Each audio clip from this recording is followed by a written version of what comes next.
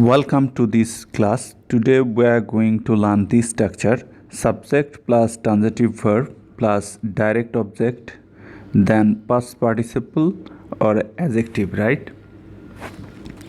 Okay, so let me take an example. Look, there is a subject. They found transitive verb, the house. They found the house full. Here, full is an adjective, right? And it is modifying the noun house. And actually, here adjective denotes state, the state of the object. This is object, right? And adjective denotes the state of the object. Full, that is the house full. Usually adjective comes before the noun, but in this structure we have to use the adjective after the noun. Look, he saw the place crowded. Look, this crowded is a past participle.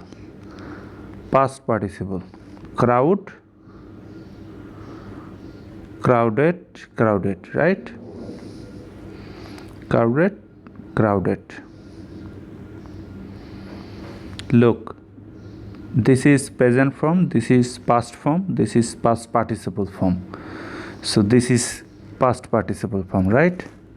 Crowded. And here the past participle form of verb is also denoting the state of the object. He saw the place how crowded. Look, I would like breakfast ready by 8 a.m. Look, here ready is modifying the noun breakfast. Actually, ready is denoting the state of the object, since breakfast is an object, right? So, okay, let me read the example again. They found the house full. He saw the place crowded. I would like breakfast ready by 8 a.m. So thank you for learning this structure. This structure will give you confidence in English grammar. Be well.